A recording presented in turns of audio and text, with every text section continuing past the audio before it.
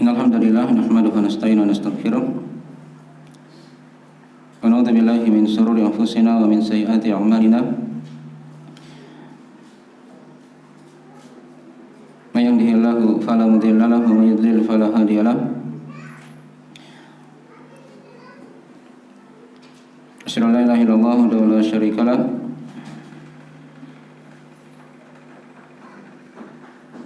wa asyhadu anna Muhammadan abduhu wa rasuluh sallallahu alaihi wa alihi washabihi wa man tabi'ahum bi ihsan ila yaumiddin, amma ba'd.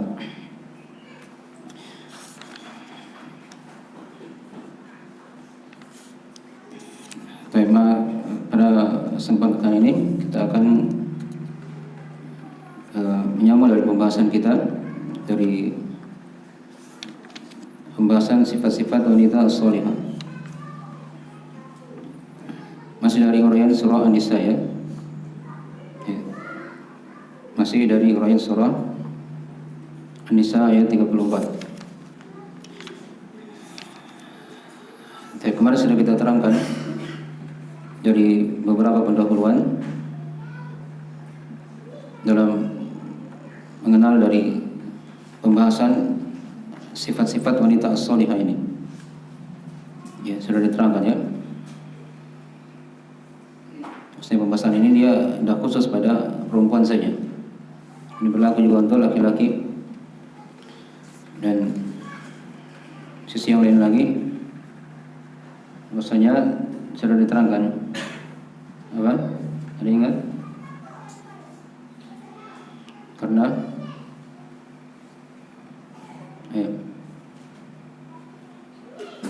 sisi pentingnya kita mempelajari sifat-sifat wanita atau istri yang salihah. Hari kita terangkan ada beberapa pembahasan.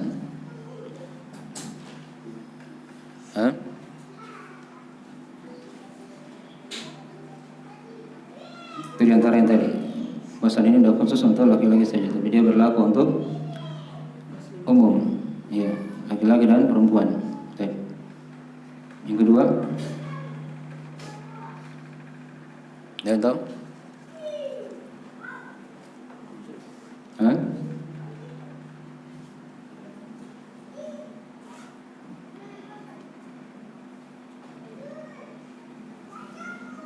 Kenapa seorang mempelajari pembahasan masalah ini, sifat wanita as-shalihah?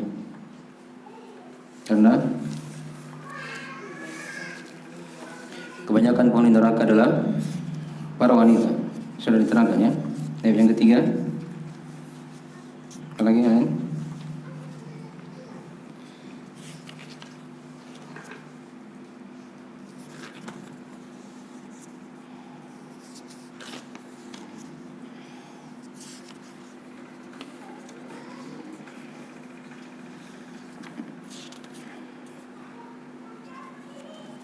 Yang tahu?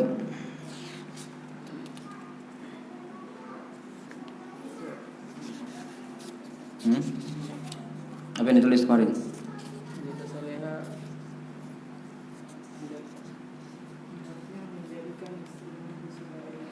Ya, patokan dalam pembahasan masalah sifat wanita salihah atau istri-istri yang salihah itu adalah siapa?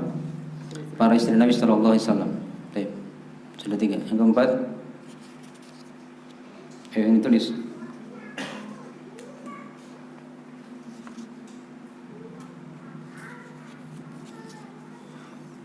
Dalam ayat yang kita bacakan, ar-rijalu qawwamuna 'alan nisa bima faddalallahu bihi ba'dahum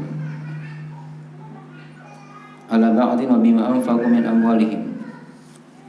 Saya diterangkan di situ ya, dari dua sebab kenapa laki-laki menjadi qawwamun 'alan nisa. Apa sebabnya? Yang pertama apa? Karena ya, dia terjemahan dari mana ayatnya? Jelas sekali ya. Yang pertama karena Allah melebihkan laki-laki di atas perempuan. Tapi yang kedua, ya karena mereka memberikan nafkah. Nah, dari harta-harta mereka. Baik. Sudah diterangkan ya dari keutamaan laki-laki di atas perempuan dalam masalah kenabian itu tidak ada perempuan. Ya.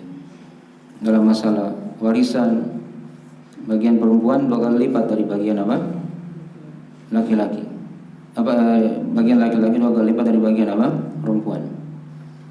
Dalam masalah saksi juga itu dari sisi-sisi hal tersebut. Kemudian tadi sudah diterangkan, coba sedikit, terlalu besar itu. Sudah diterangkan pembahasan tentang masalah beberapa sifat wanita as-salihah atau istri yang salihah. Yang pertama apa? As-salihatu qanitatun hafizatun lil ghaibi bima hafizallah. Nah, ayo berapa sifat di situ? Ada? Baik, sebelumnya tadi pada ar-rijalu qawwamuna 'alan nisa itu ada satu sifat yaitu apa? Apa sifat wanita yang salihah di situ? Istri yang salihah. Ya, mereka cinta untuk dipimpin oleh laki-laki. Baik. Nah, dan sudah diterangkan ya dari bahayanya seorang wanita menjadi apa? Pemimpin. Tidak akan beruntung suatu kaum yang menyerahkan pimpinannya kepada para wanita. Itu Nabi sudah terangkan dari kecelakaan. Baik, sifat yang kedua apa diantaranya lagi? Ya, qanitatun. Nah, ini dari mana as-salihat diterangkan dari Allah. Wanita-wanita yang salihah itu adalah dia qanitat dan apa? Hafizat lil ghaibi bima hafizallah. Apa arti qanitat? Ya, wanita yang taat. Nah, yang mentaati Allah dan Rasulnya. Kemudian hafizat yang menjaga dari urusan suaminya, hak suaminya dan seterusnya, hartanya serta anak-anaknya, menjaga kehormatannya dan seterusnya. Jadi di sini dia gabungkan antara dua sifat yang bergabung yang dimiliki oleh wanita salihah itu tatkala dia qanitatun hafizatun lil ghaib. Nah, itu dia menjaga dari hak-hak Allah dan Rasulnya pada lafaz qanitat. Dan yang kedua dia menjaga apa? Hak suaminya. Nah, kalau dia punya suami ya. Baik. Qanitatun hafizatun lil ghaibi bima hafizallah. Pada apa yang Allah Subhanahu wa taala telah ya menjaganya. Nah. Baik. Ini dari sebagian dari sifat wanita as-salihah. Dari sini sebenarnya bercabang ya sifat-sifat yang lain. Pada sifat as-salihat ini qanitat yaitu Allah terangkan kan pada sifat wanita as-salihah itu dua, qanitat, hafizat. Nah, yang tadi yang pertama itu dia cinta untuk dipimpin, itu bagian dari apa? Qanitat. Dari sifat qanitat. Nah, perempuan-perempuan yang taati Allah dan Rasulnya. Ya. Dan juga masuk dari hafizatun lil ghaib. Nah, ayat ini diterangkan dalam hadis ya. Ada hadis yang mirip dengan ayat ini diterangkan dalam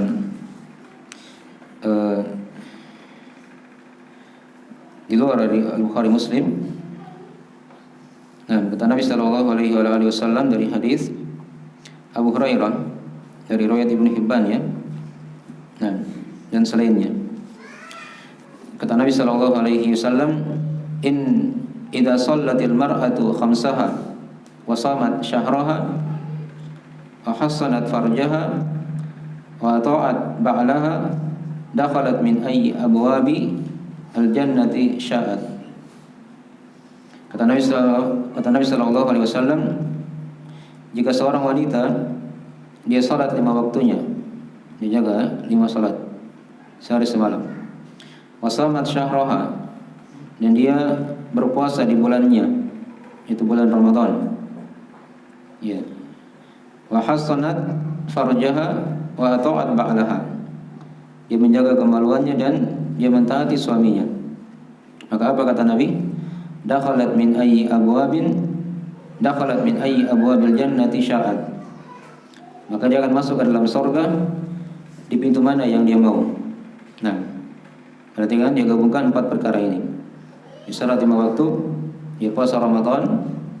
Nah, ini haknya siapa ini? Haknya Allah Subhanahu wa taala. Wa hasanat farjaha wa ata'at ba'laha. Ini haknya siapa? Haknya suaminya. Ya, dia menjaga kemaluannya dan dia mentaati suaminya. Maka kata Nabi, dakhalat min ayyi abwabil jannati sya'at. Maka dia akan masuk surga di pintu mana yang dia mau. Di pintu mana yang dia mau. Dan surga itu sudah diterangkannya di pelajaran yang lain. Ada berapa pintu? Ada 8 pintu dari pintu surga itu. Nah, diterangkan dalam hadis doa setelah berwudu itu kan. Nah, ya. Jadi diperhatikan ini ya, salat 5 waktu, berpuasa Ramadan, itu dari ciri wanita yang salihah. Nah, wanita yang qanitat. Nah, yang mentaati Allah dan Rasulnya. Kemudian dia menjaga kemaluan dan mentaati suaminya. Itu dari ciri wanita yang salihah juga dari sisi hafizatun lil ghaib. Itu mirip ya. Dia menjaga ya, hal tersebut dalam keadaan sendiri. Nah,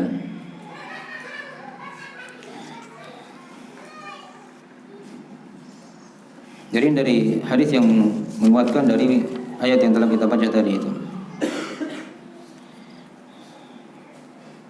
Dan juga ada beberapa hadis yang lain yang mirip ya dengan itu. Ada dalam hadis riwayat Ahmad dari hadis Abdurrahman bin Auf, sama ya, mirip hadisnya. Dia jaga 4 perkara juga. Maka Nabi perintah dia, udkhulil jannata min ayyi abwabil jannati syi'ti. Masuklah kamu ke surga dari pintu mana yang kamu mau. Itu diterangkan dalam riwayat Imam Ahmad.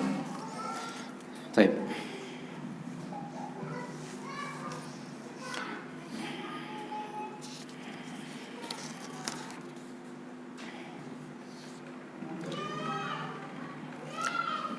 Ya, dan juga di sini diterangkan kepada kita dari sifat wanita as-salihah dari mana hafizatun lil ghaib. Ini juga penting diperhatikan ya. Kita uraikan dulu pembahasan ini. Dari sifat ini belum kita selesaikan kemarin ya. Yaitu perempuan-perempuan yang menjaga dalam keadaan ghaib. Ya. Sendiri. Nah, di sini kata para ulama, ya, di antara dari cabang sifat ini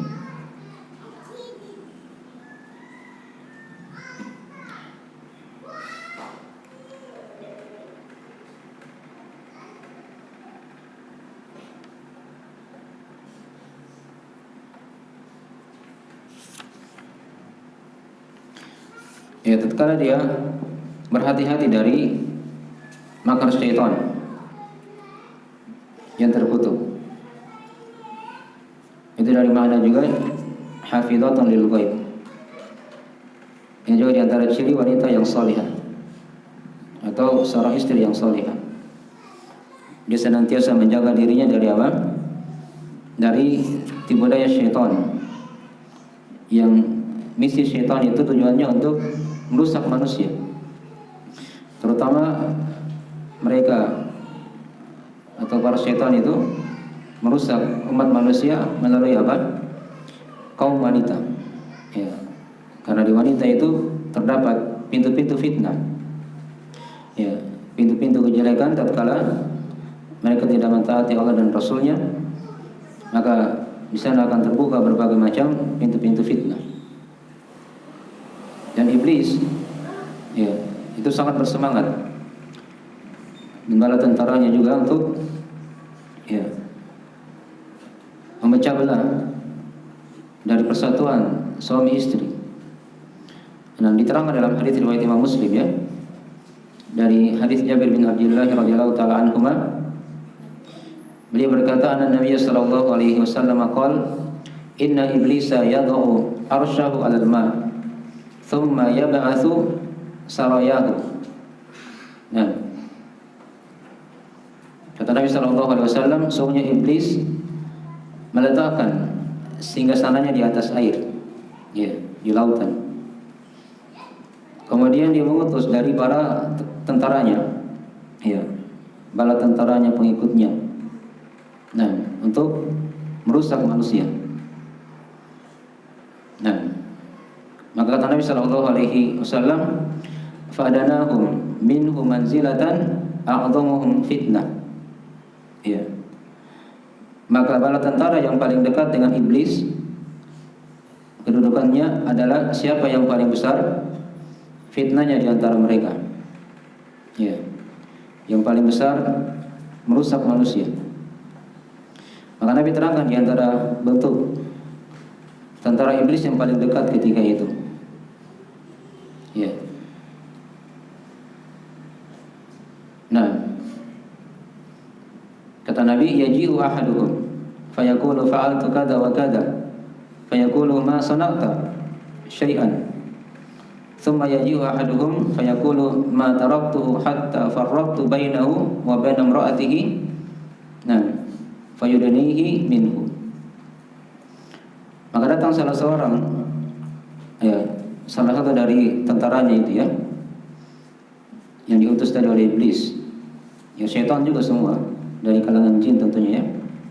Nah, maka dia berkata, aku telah melakukan ini dan itu. Nah, kata iblis, apa yang kau telah lakukan? Kata dia, aku telah mendatangi salah seorang di antara mereka dan aku tidak tinggalkan dia, ya, sampai aku pisahkan dia antara dia dengan istrinya. Nah, sampai aku pisahkan dia antara dia dengan apa? Istrinya. Maka iblis mendekatkan, ya, tentara itu. Nah, dan dia berkata apa? Ni'ma anta. Ya, maksudnya sebaik-baik tentara adalah kamu. Ya, perhatikan sini ya. Kalau iblis atau tentara iblis tadi itu bisa memisah antara seorang suami dengan istri, nah, terpisah, maka itu dari tentara yang paling dekat. Ya, di sisi iblis alaihi laknatullah. Nah, maka diperhatikan tadi di antara sifat wanita yang salihah atau istri yang salihah, dia jangan gampang tertipu, jangan gampang termakan dengan apa? Dengan tipu daya syaitan, ya, bujuk rayu syaitan, yang nanti ujung-ujungnya akan memisahkan antara dia dengan suaminya. Karena itu dari misi iblis yang paling utama. Ya, selain ditanamkan padanya kesyirikan, bid'ah dan dosa dan maksiat ya. Tapi iblis itu kan bertahap dalam menyesatkan apa? Manusia. Jadi kalau dia tidak bisa membuat manusia, seorang muslim itu beribadah kepadanya, dicarikan jalan lain. Ya. Dibuat dia sibuk misalnya dengan hal-hal yang misalnya, ya, asalnya mubah, dari hal yang boleh. Tapi ketika dia berlebihan di situ, nah, sudah masuk sudah dari celah iblis kepadanya. Dan ya, kalau tidak bisa atau kalau sudah masuk di situ, ya sudah, dia mulai masuk pada perkara yang makruh. Ya. Apa itu perkara yang makruh? Yang makruh itu kan yang dibenci dalam agama, tapi dia tidak apa? Tidak berdosa. Nah, dibuat dia terbiasa dengan perkara yang makruh. Oh, tidak apa-apa kan makruh, tidak berdosa. Ya. Terbiasa dengan perkara yang makruh. Setelah tadi dia sudah terbiasa ya dengan hal-hal yang halal, tapi terlalu berlebihan. Ya, berbanyak-banyak sehingga melarikan dia dari apa? Ketaatan. Kemudian dibuat dia, nah, terbiasa dengan perkara yang makruh. Ya, hal-hal yang dibenci dalam agama tapi tidak berdosa di situ. Terbiasa dia dengan perkara yang makruh, nah sudah masuk di dosa-dosa kecil. Masuk di dosa-dosa apa? Kecil. Ya. Nah, ini sudah masuk lagi, makin besar sedikit celahnya. Nanti orang bilang, enggak apa-apa dosa kecil, bukan dosa besar. Ini kalau sudah terbiasa. Nah, terbiasa di dosa-dosa kecil, nah, akan terbuka lagi apa? Dosa-dosa besar. Ya, ini masih di bawah kesyirikan dan bid'ah. Terbiasa dosa-dosa besar, masuklah dia di mana? Di bid'ah. Terbiasa di bid'ah, masuklah dia kepada apa? Kesyirikan. Ya, terus bertingkat seperti itu. Nah, itu cara syaitan, iblis dan bala tentara yang dalam menyesatkan apa? Manusia. Itu secara umumnya seperti itu. Nah, tadi kita contohkan suatu hadis yang berkaitan dengan masalah rumah tangga. Ya. Seorang istri itu dia jaga tadi ya, nah, dirinya dan keluarganya agar jangan dia terpedaya dengan tipu daya syaitan. Dia berhati-hati.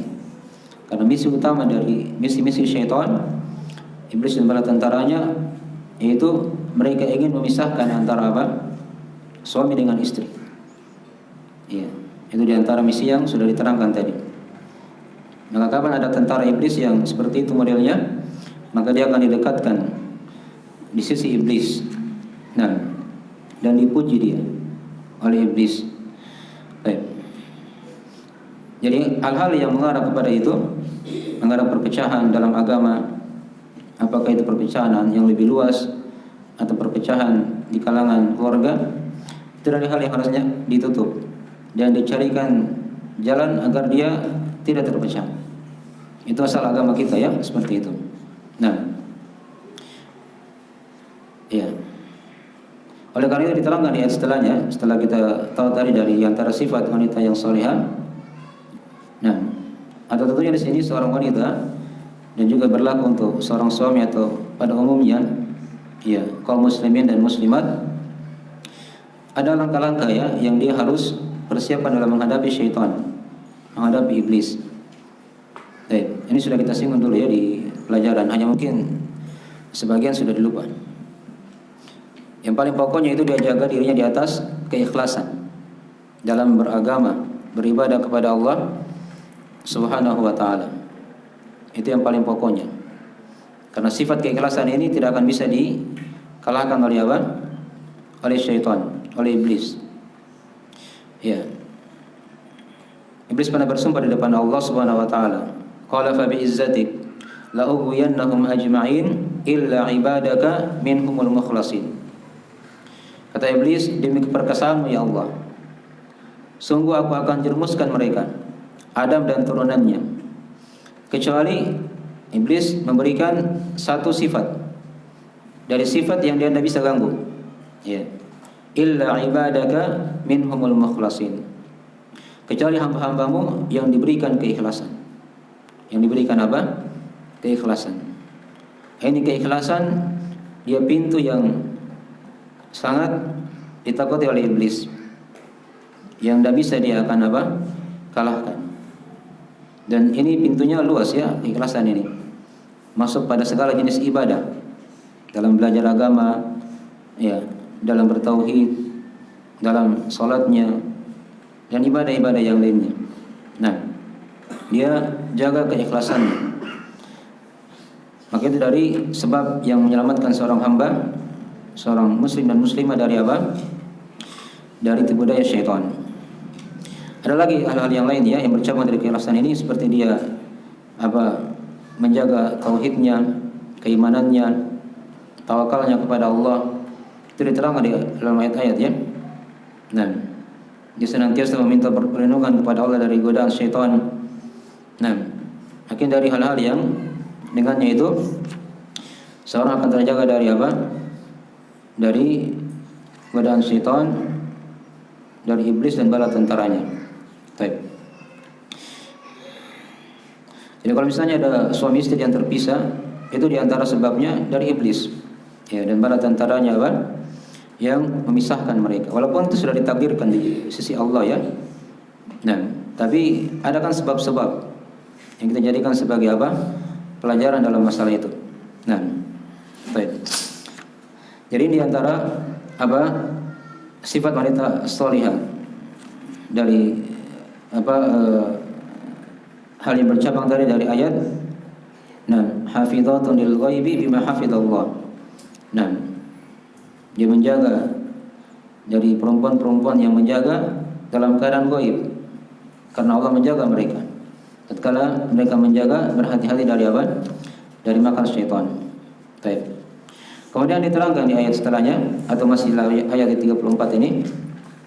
Nah, dari lawan dari wanita yang salihah itu, maksudnya kebalikan dari wanita yang salihah.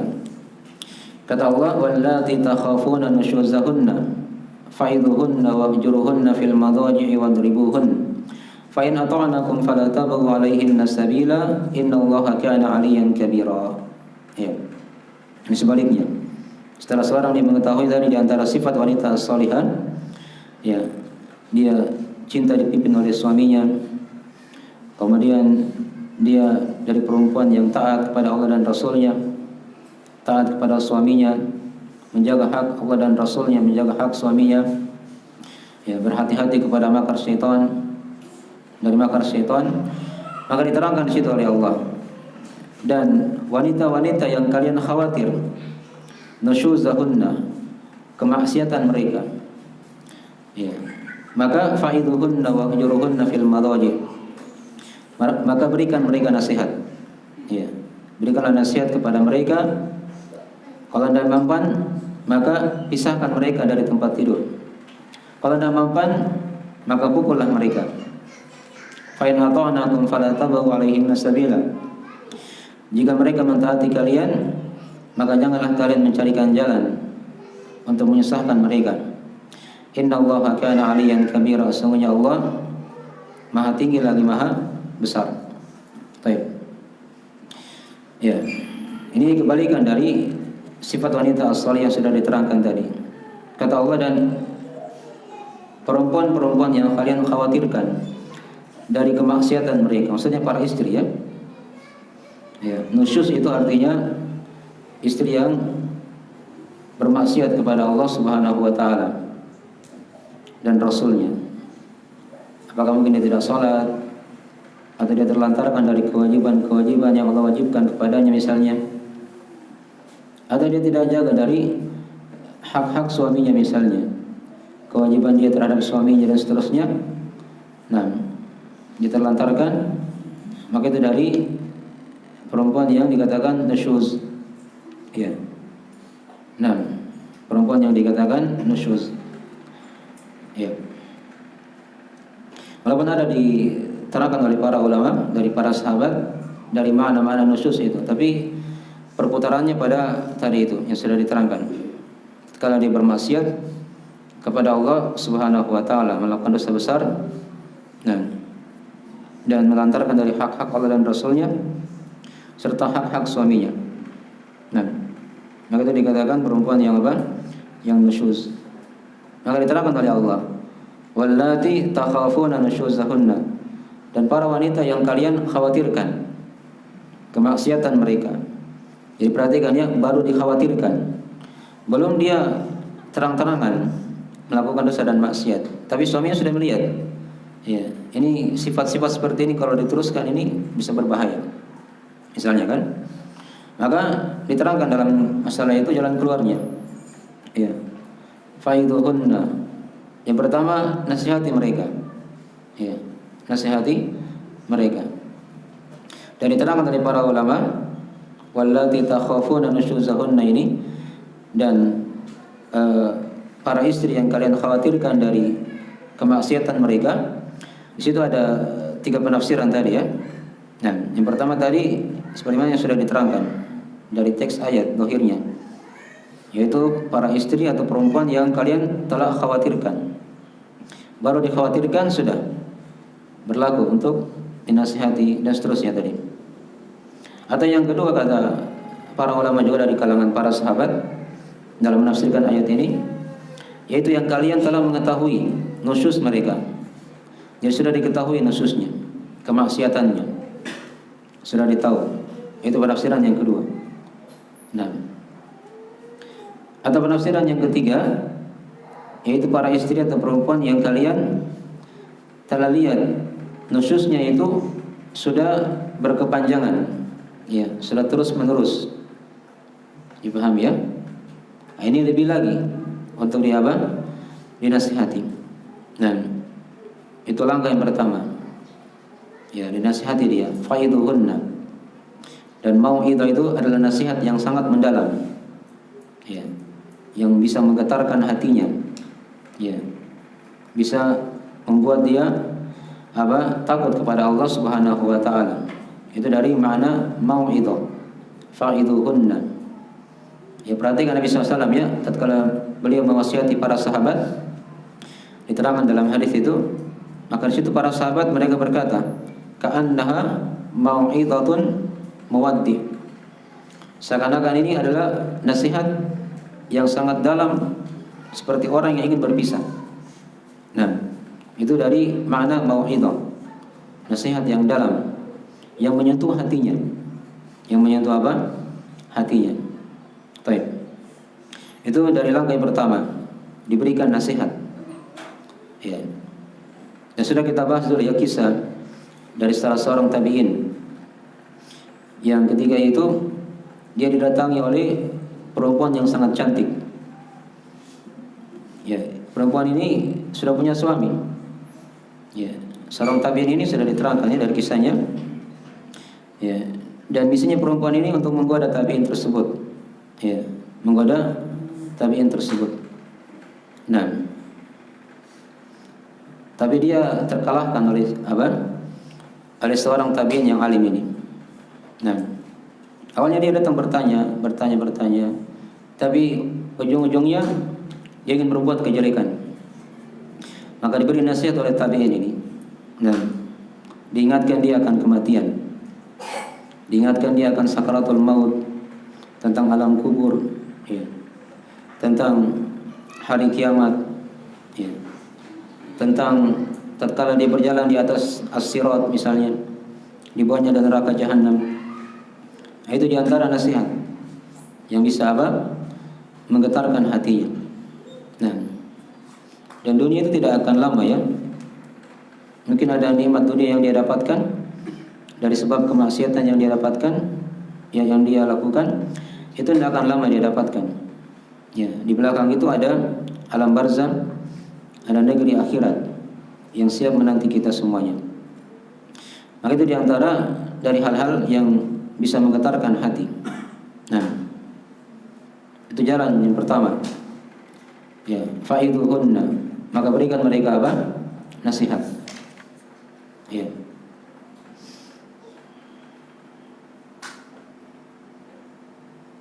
Kemudian kalau tidak mampu juga dinasihati, ya, jadi nanti dia nasihat itu bukan satu kali. Jangan hanya dibilang, oh saya sudah nasihati, padahal hanya satu kali dinasihati. Itu tidak cukup ya. Dinasihat terus, dinasihati dan dinasihati. Ya. Nah, sampai terlihat dia tidak terima nasihat, baru masuk langkah yang kedua.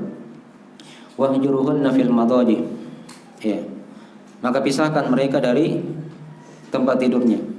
Nah, pisahkan mereka dari tempat tidurnya. Ya. Tidak diajak bicara dia. Nah, kalau dia misalnya perempuan yang masih mencintai suaminya, maka dia akan takut di situ. Dia akan bertobat kepada Allah Subhanahu wa taala. Tapi kalau dipisahkan seperti itu juga malah tambah parah, ya. Berarti dia memang dari hatinya seperti itu sudah tidak lagi diharapkan padanya kebaikan. Nah, ya. Nah, wahjuruhunna fil madadi, maka pisahkan mereka dari tempat-tempat tidur. Ya, fil madadi sebagian sahabat membaca fil madja, dengan lafaz mufrad. Nah, dipahami ya? Ini langkah yang kedua. Nasihati dengan nasihat yang sangat dalam dan terus menerus. Kalau tidak bisa, tidak mampu, pisahkan mereka dari apa? Dari tempat tidur. Nah, jangan tidur bersamanya. Baik. Karena situ ada maslahat, dilihat bagaimana perkembangan dari perkara itu. Nah,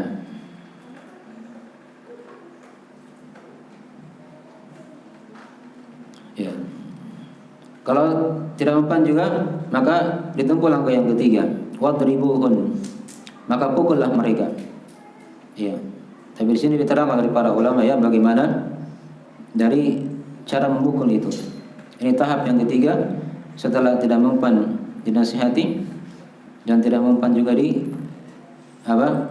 jauhkan dari tempat tidur. Dan ketiga itu ada kisah dari Nabi SAW yang beliau tidak mengajak bicara Hafsah ya selama 1 bulan. Nah, ada kisahnya nanti kita akan baca di surah Tahrim ya. Jadi batasnya itu dipisahkan dari tempat tidur selama sebulan. Jangan melebihi daripada itu, karena dari kapan lebih nanti masuk dari perkara yang lain. Nah, itu waktu dari tahapan-tahapannya. Perhatikan di sini. Dalam agama kita diterangkan tahapan-tahapannya. Ketika terjadi kemaksiatan, bagaimana cara mengobatinya dalam rumah tangga. Ya. Dinasihati. Kalau tidak bisa, dipisahkan dari tempat tidur maksimal sebulan. Kalau tidak bisa juga, maka wadribuhun, kata Allah, maka pukullah mereka. Ya. Tapi di sini kata para ulama diterangkan, pukulan itu adalah pukulan yang mengajari mereka. Ya. Bukan pukulan yang mematahkan tulang, kata para ulama ya. Atau pukulan yang membuat ada luka di situ. Ya, luka yang jelas terlihat ya. Yang berbekas. Nah, jangan pukulannya seperti itu. Dan juga pukulan dijauhi dari, atau pukulan yang tidak memukul kepada wajah. Nah, tidak memukul kepada apa? Wajah. Itu terserah dipukul apanya. Yang penting jangan pukul mukanya. Nah, itu diterangkan dari penafsiran wadribuhun. Iya. Pukulan yang tidak membuat tulangnya patah, kemudian tidak membuat dia luka, ya, bukan luka hati ya, luka badan. Ya. Dibedakan di sini. Baik, badannya luka atau ya dia memukul dengan menjauhi apa? Wajahnya. Jangan dia pukul di wajahnya atau di mukanya. Nah, ini dari hal yang diharamkan dalam agama kita. Baik. Jadi fase-fase ya dalam apa? Memperbaiki. Ya. Maka diterangkan di setelahnya, fa in ata'anakum fala tabghu 'alaihinna sabila. Jika dengan tahap-tahap tadi itu mereka kembali taat kepada kalian, maka jangan kalian cari kepada mereka apa? Jalan kejelekan yang lainnya. Artinya maafkanlah mereka. Innallaha kana 'aliyyan kabira. Karena sesungguhnya Allah Maha tinggi lagi Maha apa? Besar. Perhatikan ya, di sini ada hikmah. Kenapa Allah tutup ayatnya dengan apa? Aliyan kabira. Aliyan kabira itu artinya Maha tinggi lagi Maha besar. Ada motor kan? Motor. Jalan-jalan.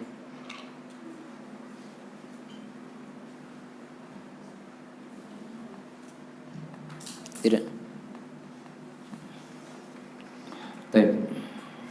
Artinya kalau mereka taati kalian, sudah diberikan fase-fase kayak tadi, dinasihati, tidak bisa dijauhkan atau dipukul, kemudian mereka taat kepada kalian, maka jangan kalian cari lagi jalan yang jelek kepada mereka. Maafkanlah mereka.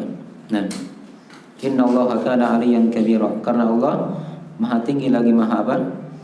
Lagi Maha besar. Baik.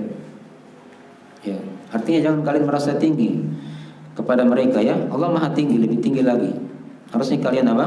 Maafkan. Ya. Kalau mereka bertobat, Allah berikan tobat. Nah, dan kalian juga harus memaafkan mereka. Itu kalau mereka ingin kembali ya. Nah, dan Allah Maha besar.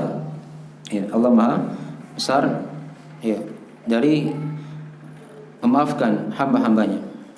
Baik.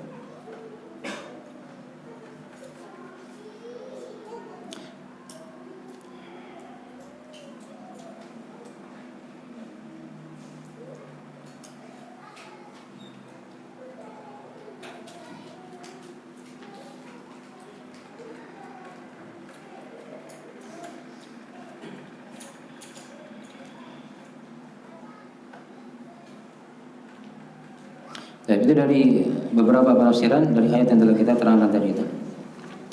Disebutkan sini dari faedah ayat yang telah kita baca.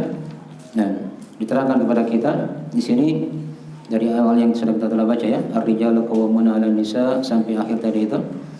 Diterangkan kepada kita bahwasanya yang menjadi pemimpin itu adalah para lelaki. Nah, kemudian faedah yang kedua dari ayat ini juga diterangkan sifat wanita yang salihah, yaitu mereka cinta untuk dipimpin oleh laki-laki. Nah, kemudian yang ketiga dari faedah ayat ini juga diterangkan kepada kita keutamaan lelaki daripada wanita. Kalau terangkan di sini ya, kenapa mereka jadi pemimpin? Sebab mereka jadi pemimpin dengan dua sebab. Karena Allah lebihkan laki-laki atas perempuan, dan yang kedua karena mereka menginfakkan memberikan nafkah dari harta yang mereka telah miliki. Dipaham ya? Baik, itu faedah juga. Kemudian faedah yang lain lagi diterangkan di sini dari ayat yang telah kita baca. Nah, seorang istri ya, dia bisa ada hak melakukan fasakh nikah. Dipisah nikahnya tatkala suaminya tidak bisa memberi nafkah. Karena asalnya kan yang memberi nafkah kan suami. Jadi kalau suami tidak bisa memberi nafkah, maka dia ada hak di situ untuk melakukan fasakh nikah. Ya, dipisah nikahnya tanpa melalui talak. Sudah kita bahas ya di kitab nikah dulu. Kemudian dari faedah ayat ini juga diterangkan kepada kita, nah, dari ciri-ciri wanita yang salihah yang lain. Allah terangkan di situ dua dari sifat wanita as-salihah. Fas-salihatu qanitatun hafizatun lil ghaib. Sudah diterangkan tadi ya, dari makna qanitat dan hafizat pada pembahasan sebelumnya. Kemudian juga di antara faedah ayat ini juga diterangkan kepada kita, ya, seorang wanita itu dia menjadi saleh itu karena Allah memberi taufik kepada mereka. Nah, bima hafizallah. Kalau bukan Allah yang beri taufik kepada mereka, Allah menjaga mereka, maka mereka tidak menjadi perempuan yang saleh.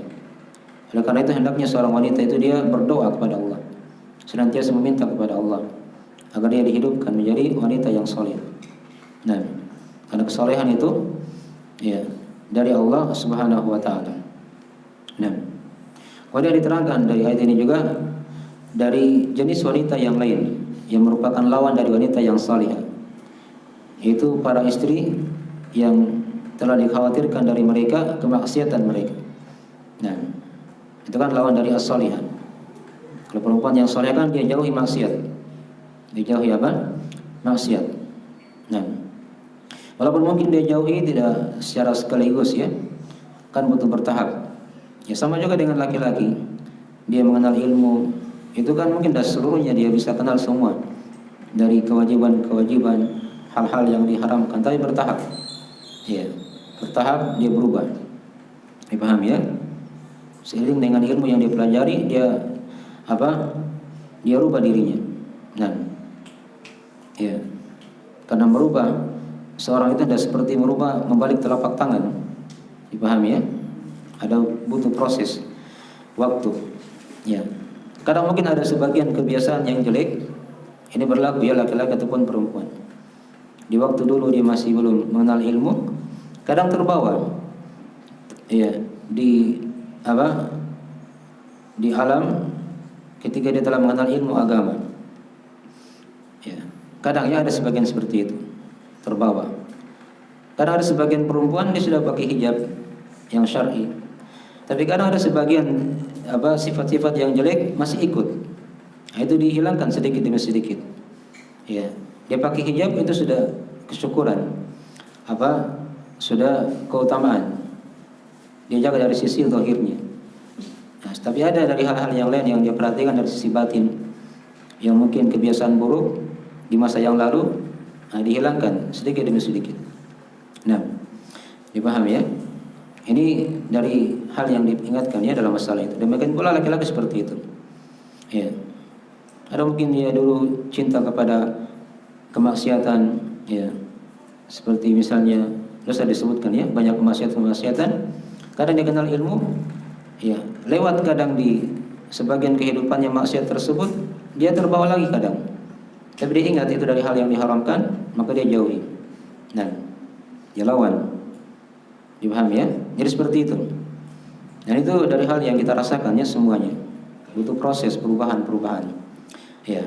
Dan namanya manusia tidak ada yang sempurna. Tidak ada yang apa? Yang sempurna. Karena kata Nabi, kullu bani Adam khata' wa khairu khata'in at-tawabin.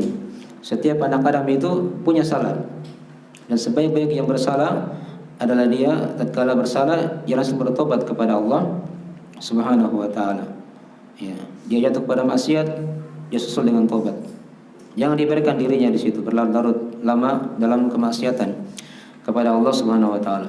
Nah, maka diterangkan tadi dari kebalikan wanita yang salihah, yaitu yang bermaksiat kepada Allah Subhanahu wa taala. Di sini khusus diberikan pelajaran oleh Allah pada rumah tangga ya, suami istri. Ada tahap-tahap. Ada 3 tahap tadi.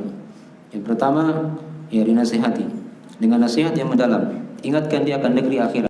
Itu yang paling utamanya. Nah, iya. Kalau mempan maka diterangkan tadi fase yang kedua. Dipisahkan dari tempat tidurnya. Tidak diajak bicara selama sebulan. Iya. Kalau mempan juga maka dipukul. Tapi sudah diterangkan tadi ya, dari adab-adab dalam memukul itu sudah diterangkan.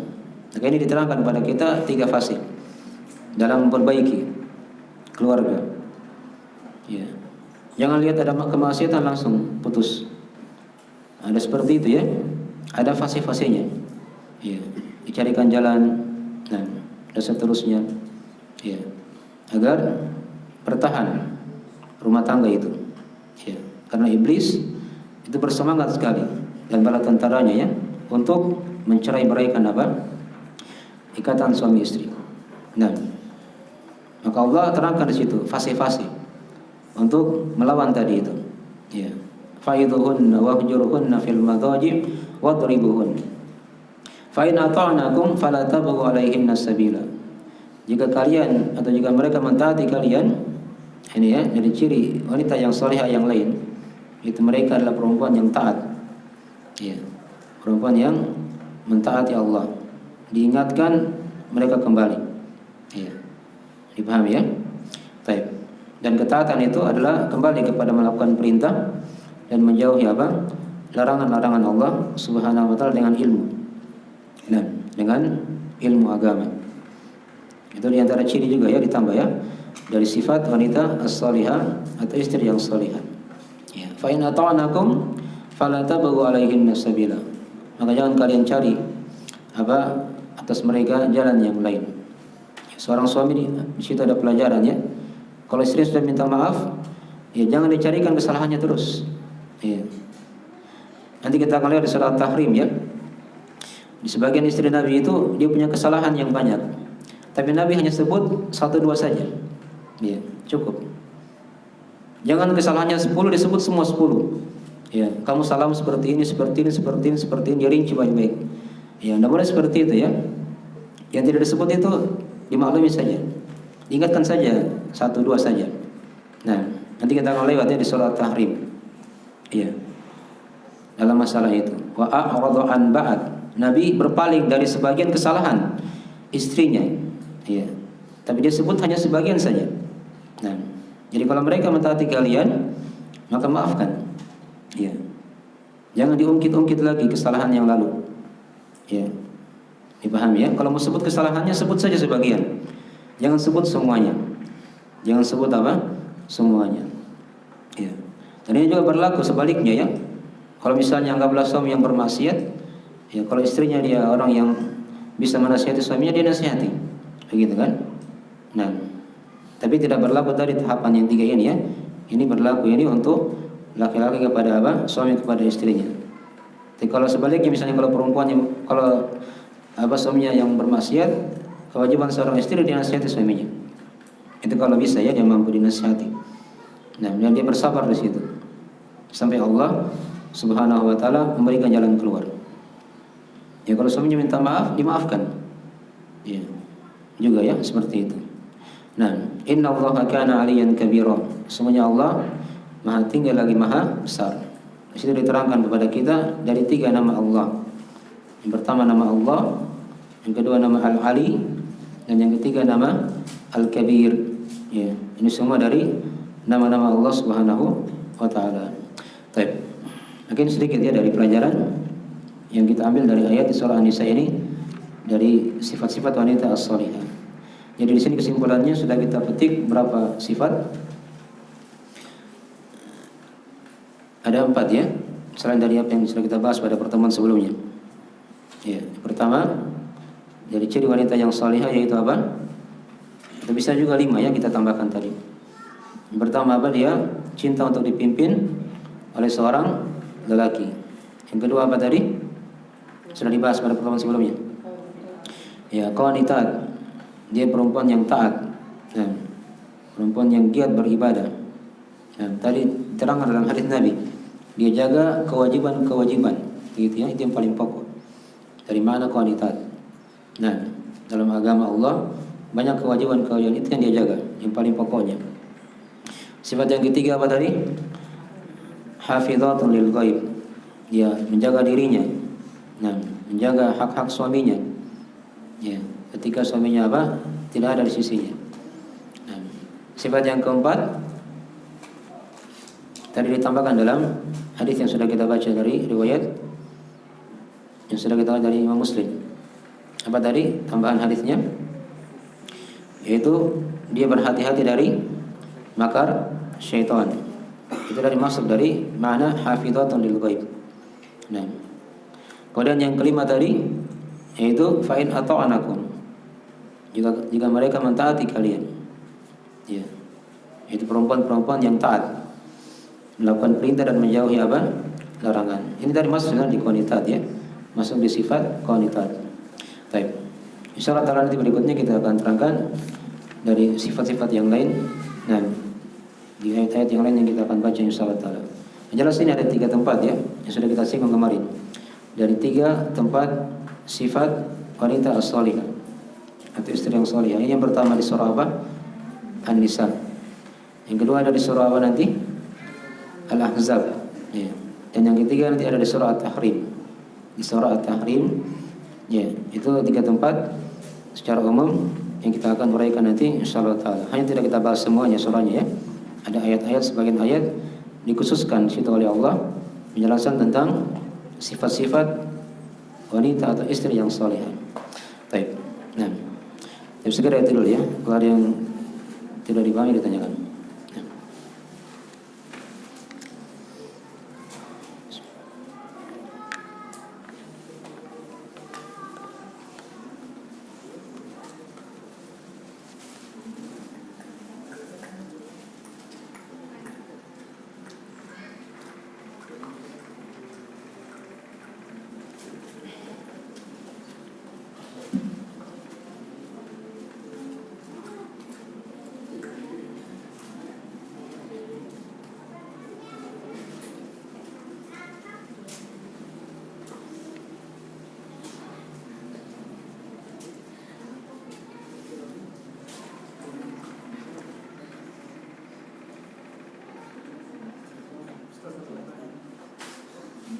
Ya.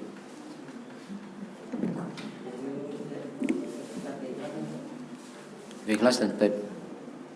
Bagaimana kita mengetahui apakah kita sebaikan atau tidak dalam melakukan perbuatan dan bagaimana cara kita untuk menanamkan keikhlatan dalam diri kita? Ini dalam masalah apa dulu ini? Dalam belajar atau dalam masalah ibadah?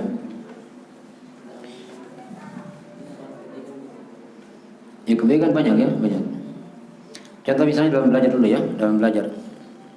Mempelajari ilmu agama. Bagaimana cirinya orang dia ikhlas dalam belajar agama? Ini penting juga kita tahu. Yang pertama, dia niatkan untuk mengangkat kejahilan dari dirinya. Ya, itu diterangkan oleh para ulama ya. Jadi dia belajar untuk hilang kebodohannya. Itu tujuannya. Bukan mencari dunia, ya, harta atau yang lainnya. Tapi dia belajar untuk menghilangkan apa? Kebodohannya. Kemudian yang kedua dari sifat seorang yang ikhlas dalam belajar agama, ketika dia belajar, dia niatkan ilmu yang dia pelajari itu, yang dia dapatkan, dia amalkan. Ya, dia belajar untuk diamalkan tuh ilmu. Bukan dia belajar dia simpan, tapi dia belajar untuk diamalkan. Baik. Kemudian yang ketiga, diantara juga dari ciri seorang yang ikhlas dalam mempelajari agama, ketika dia belajar ilmu yang didapatkan itu dia niatkan agar dia bisa mengajarkannya kepada yang lain. Nah, dia sebarkan agama Allah, ya, menyebarkan kebaikan, gitu ya. Itu diantara niat-niat seorang dalam belajar agama. Nah, adapun dalam masalah-masalah yang lain, dalam masalah ibadah misalnya, ya, dalam masalah tauhid, salat, ya itu kan dimaklumi ya. Dari mana keikhlasan di situ dia beribadah hanya mengharap wajah Allah Subhanahu wa taala. Ya, tidak mengharap dari perkara dunia. Nah, dari pujian manusia misalnya, atau harta manusia, atau apapun dari perkara-perkara dunia. Jadi dia hanya mengharap wajah Allah Subhanahu wa taala. Ya, dan dikembalikannya kemarin kepada rukun-rukun ibadah yang sudah kita bahas. Anda singgung ya. Ada berapa rukun ibadah? Rukun ibadah diterangkan di surah Al-Fatihah. Ada berapa rukun ibadah? Ada 3. Yang pertama, ketika dia beribadah, dia cinta kepada Allah. Itu juga diantara ciri hamba yang ikhlas. Yang kedua, dia mengharap, ya, ada harapan yang dia harapkan dari Allah berupa pahala, surga Allah, gitu kan? Dan yang ketiga apa? Dia takut akan siksaan Allah, dari siksaan api neraka. Nah, mungkin dari hal yang dijaga dalam beribadah kepada Allah Subhanahu wa taala. Ya. Kemudian juga ada dari kiat-kiat yang lain dalam beribadah. Ketika dia beribadah kepada Allah, melakukan kebaikan secara umum, dia senantiasa yakin dia ini sekarang lagi diperhatikan oleh Allah, gitu kan? Dia dilihat oleh Allah. Ya, anta'budallaha ka'annaka tarah, kata Nabi. Engkau beribadah kepada Allah seakan-akan kamu melihat Allah. Jadi segala aktivitas ibadahnya seperti itu modelnya. Ya. Jadi kalau dia merasa dilihat oleh Allah, diperhatikan oleh Allah, maka dia senantiasa akan jaga apa? Ya, niatnya. Nah, dalam beribadah kepada Allah Subhanahu wa taala. Baik. Itu juga diantara dari apa? Dari ciri seorang yang ikhlas. Baik.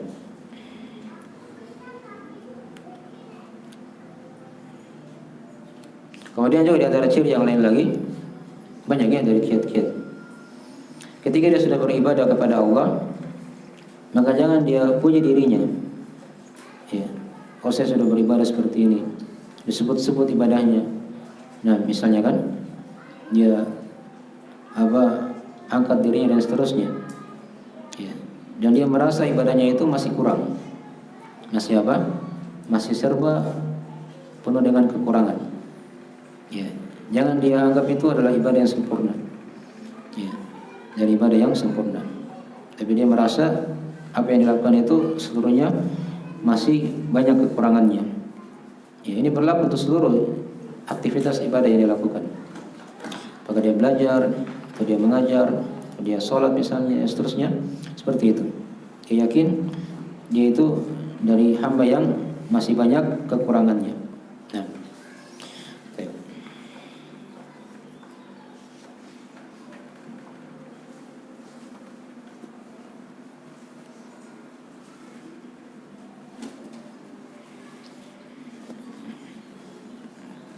Segera dulu begini ya, ada lagi yang lain. Kita akhiri saja. Nah, subhanakallahumma wa bihamdik, asyhadu an la ilaha illa anta astaghfiruka wa atubu ilaik. Assalamualaikum warahmatullahi wabarakatuh.